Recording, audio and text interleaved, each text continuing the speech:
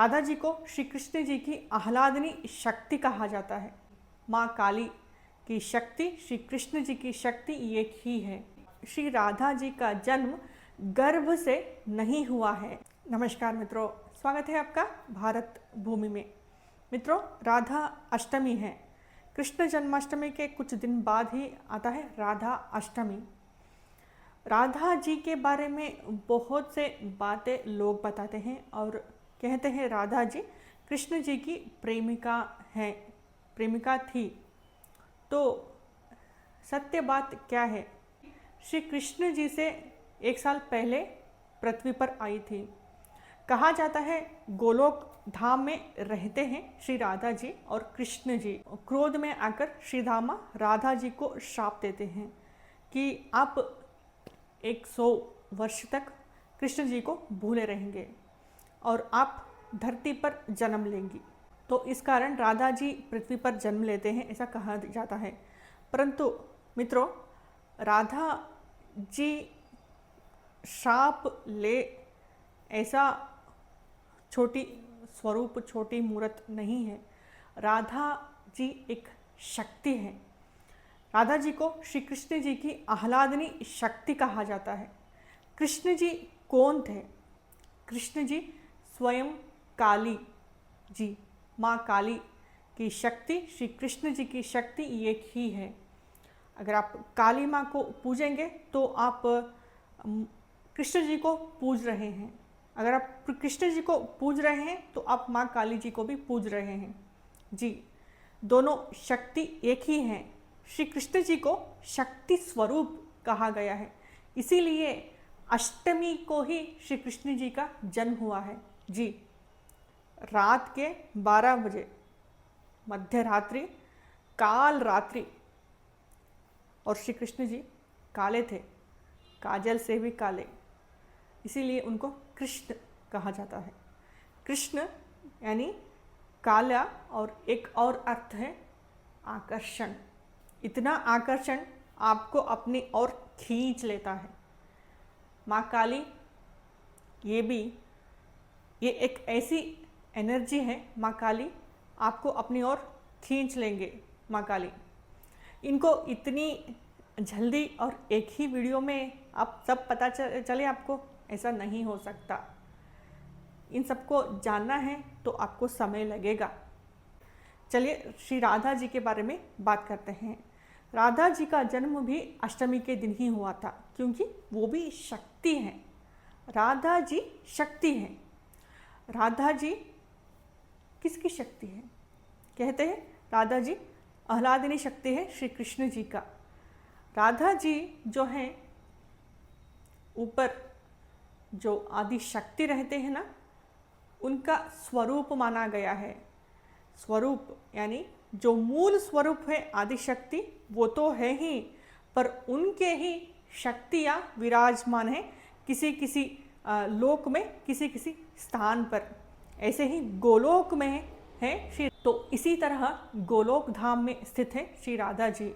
श्री कृष्ण जी और श्री राधा जी गोलोक धाम में हैं, और श्री राम जी और माँ सीता को साकेत धाम में रहते हैं, ऐसा कहा गया है। और ये भी कहा जाता है कि भगवान श्री राम जी, श्री कृष्ण जी और जो कल की अवतार आने वाले हैं, ये सब महाविष्णु जी के ही अवतार है। तो ये सब अलग अलग स्वरूप में अलग अलग शक्ति को लेकर कैसे पधारे यहाँ पर? मित्रों, एक माँ के ही पुत्र हैं, तो वो पुत्र या पुत्रियाँ, उनका अलग अलग स्वरूप होता है। इसी तरह आदि शक्ति जो ऊपर हैं, उनके ही स्वरूप में ये सब शक्तियों को माता ने वर्ग किया है। तो अलग अलग लोगों में अलग अलग शक्तियाँ विराजमान हैं। इतनी आसानी से एक वीडियो में आपको नहीं बता सकती मैं, बस इतना ही जान लीजिएगा। राधा जी प्रेम की शक्ति है। श्री राधा जी का जन्म गर्भ से नहीं हुआ है। क्यों? माँ राधा जी गर्भ से नहीं जन्मी, माता रुक्मिणी जी ये भी गर्भ से नहीं जन्मी हैं। ये सब शक्ति स्वरूप है, प्रकृति है। ये सब प्रकृति को गर्भ आप कैसे प्रदान कर सकते हैं? स्वयं प्रकृति ही एक गर्भ है, गर्भ को आप कैसे गर्भ में ला सकते हैं? जी, सबकी माता है, ये प्रकृति को आप कैसे जन्म दे सकते हैं? तो प्रकृति गर्भ में नहीं आती, तो इसी कारण श्री राधा जी, श्री रुक्मिणी जी ये सब प्रकट हुए हैं। राधा जी भी एक नदी में कमल के पुष्प में मिली थी वृषभानु जी को। वृषभानु कौन? वृषभानु है सूर्य जी। जी, सूर्य जी स्वयं एक अंश लेकर वृषभानु के रूप में आए थे। तो वृषभानु जी ने राधा जी का लालन पालन किया है, तो वो गर्भ से नहीं जन्मी है, प्रकट हुई है। आसानी से मैं बताऊं तो माँ प्रकृति को इतनी आसानी से नहीं जान पाएंगे सामान्य मनुष्य। अगर आपको शक्ति को जानना है, प्रकृति को पहचानना है, तो आपको प्रकृति के पास जाना है। आप प्रकृति के मध्य रहकर इन प्रकृति की शक्तियों को पहचान सकते हैं। आपको पवित्र बनना पड़ेगा। पवित्र कैसे बन सकते हैं आप? जो कहते हैं तप करना पड़ेगा, ये सब करना पड़ेगा। तो गूढ़ रहस्य है श्री राधा जी। तो इसीलिए राधा जी को आप इतने आसानी से या एक ही भाषा में प्रेमिका है ऐसे परिभाषित मत कीजिएगा। ये बहुत ही छोटा शब्द होगा उनके लिए। राधा यानी धारा, प्रेम की धारा। श्री कृष्ण जी आने से पहले राधा जी यहाँ आई थी, क्योंकि यहाँ प्रेम की धारा वो बहा सके। प्रेम की शक्ति है, प्रेम की अधिष्ठात्री देवी है श्री राधा जी। तो इसीलिए श्री कृष्ण जी से पहले उगम होती है, यहाँ उत्पन्न होती है, प्रकट होती हैं, ताकि संसार में प्रेम फैला सके। श्री कृष्ण जी के आने से पहले श्री कृष्ण जी इस पृथ्वी पर पधारे, उससे पहले बहुत सारे शक्तियाँ उनसे पहले यहाँ आई थी। श्री कृष्ण जी को राधा जी का आवश्यकता था, इसीलिए राधा जी यहाँ पधारे।